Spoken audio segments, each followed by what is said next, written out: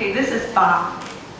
I wanted to show you Bath because there's so much. When I first came here, I said very excitedly actually to Dr. Tai, I said, you know what, Dr. Tai, this place reminds me of Bath, and when they do development here, they should look at what Bath is doing, because Bath is also a UNESCO protected site. And Bath basically was, from the Roman times, it was revitalized in the 17th, 18th century, and again in the 21st century. Next.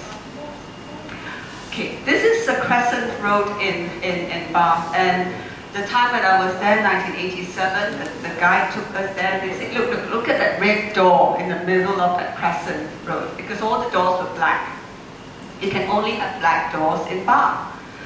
And me, being me, I said, wow, that's great, somebody dares to be different. We have a red door, and I love the red door, obviously. And then what happened was that the guy said, no, that's not the point. The whole city is now taking that family to court, and they're trying to make that family change that red door to a black door. And being me then, I said, why are they doing that? You know, people should be allowed their freedom, you know, go change it to red, it's okay. However, now, in 2009, when I went back, the door went black, it is repainted black, and Bath has changed. It's grown 4 times the size that it was. It went up to the slopes, and you know, when it goes up the slopes and all the beautiful buildings that were up there, they were basically created, new buildings were created in the style of the old, and you can't tell the difference between the old and the new, except if you look at 2 things: the stones that they were made of, and how aged the stones were, and the pavements, because basically new pavements and old pavements look different. Okay, this is a new development on the Roman Bridge in Bath, and I stood at this place and I looked at the Roman Bridge. This was way back then, and I said, wow, look at that, you know, and I was told in 1987 they're going to do something with this bridge. I said, okay, so what? And then in 2009 they built this wonderful shopping mall across the bridge. Wonderful. And then this church, it came down twice. I think it was burned in the 11th century. It was first built in the 11th century, 16th century, and then the Roman bath is right next to it. The Roman bath, in the context of Bath, I mean, the whole of Bath was built around the Roman bath, right? The Roman bath is very small compared to the influence that Bath has. And today, go back, I'm supposed to throw this slide in. And the thing is this, right? The elite, the Londoners, go down to Bath on weekends, you know, and the people who stay in Bath today, they buy terrace houses in Bath along that crescent for about, you know, 2-3 million pounds. I mean, that's the value of the property. And when people go there, they try to recreate the past in those terrace houses. They don't try and bring in funky or new things. They bring in things, they bring in chandeliers, they bring in furniture, they bring in, you know, wallpaper, curtains that take them back to 17th and 18th century. They take them back to the Edwardian and the Victorian times. I mean, this is a living model. 4 times the size, up the slopes of Bath, and it is a place where people go to because they love it. Next slide. Okay, this is evidence. I was there in 1987, and that's me 2009. Same spot. But the economic activity has changed. You know, it was empty in 1987. I was like just standing there. And then in 2009, I couldn't even get a space to stand where I could take a photograph. That's why the photographer had to be right in front of me, because everywhere, you know, there were all these cafes that were spilling over to this space where the Roman bath was. It is amazing. This is how, when you preserve something, people will come to you. Okay, so what did I think when I was here at Hoi An? I thought, wow, you know, you can create a really wonderful jewel in the Southeast Asia. And then I was thinking of the creative arts. I was thinking, why don't we try to create Montmartre by the waters, you know, in Vietnam, and everybody will come here and they go, okay, this is a wonderful creative little spot in Southeast Asia. So what would this Montmartre by the waters be? Can we have the next slide, please? See, you're not so different. You can create it. You already have that kind of an atmosphere. You just need to do a little bit more and you're there. Next slide. Okay, let's take a walk, okay? Okay, we're taking lots of walk. Monty did that, so I also have that. Okay, this is the street in Singapore. Some of the streets that you have, you could be recreating them for streets that people can remember. This is a street in Singapore. It's called Arab Street. When people come to Singapore, they write to me and they say, can you please take me to Arab Street? I want to buy a basket.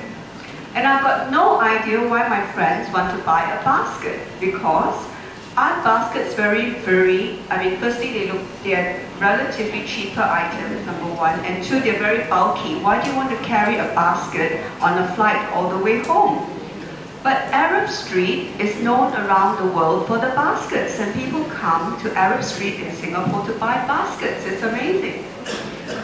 So it's similar to when you go to Cairo, you start to look for carpets, because a place becomes identified by something.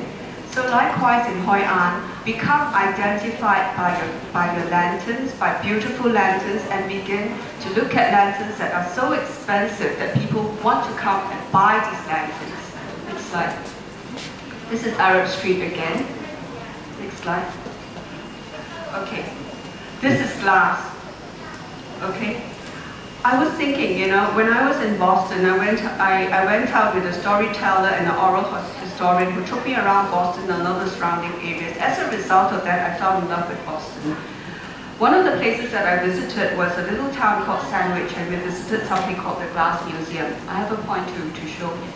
This glass museum basically sold paperweights. Next slide. You see these paperweights? These are not from the Sandwich Glass Museum, but some of these paperweights can cost anything from $200 to $1,000. Okay? So just like I think Victor said, you know, instead of trying to look at the lower end tourists, you need to have activities and things to sell that would begin to attract people that want to buy beautiful things. Because when people buy something that's $300, basically you have a change in what the economic activity of this place might be. That's Dale Shihuli's work. Any one of those items, it's just glass, any one of those would be at least $2,000 to $3,000. Those paperweights, if you buy them in Harrods, it's about 200 or 300 pounds. Next. Small is beautiful. The smallest circus in the world is something called Cirque du Soleil, and it's Circus of the Sun. What they decided was that, you know, in the circus, the animals cost the most. So let's not have the animals, let's have human beings, because you can tell human beings what to do. So when they developed Cirque du Soleil and they took this around the world, people came to watch Cirque du Soleil because, you know, it was beautiful. Everything in that particular performance was beautiful. I felt resonance to this because when I walked through Hoi An, there were street performances that happened at night, and I wondered what you could be doing to do the same. How could you create performances that were so beautiful in Hoi An that people will come watch? Next slide. Can you create a Disneyland? Now, we don't want a Disneyland because, you know, Disneyland has that kind of an ambience. However, next Disney. You could, however, create a place here where people could come and they could get dressed in costumes and they could go through your streets because you have a setting. And all of life is basically a stage. You act on a stage. So how would you put people through a setting in Hoi An where they begin to feel they were back in, you know, 17th and 18th century? How would these people feel, and what would they pay to be participating in such a setting? Next slide. Or you could create a show, you know, where you show justice and judiciary in the 17th and 18th century, and you put your tourists through that, and you try to punish them, and then it becomes a reality show of the future.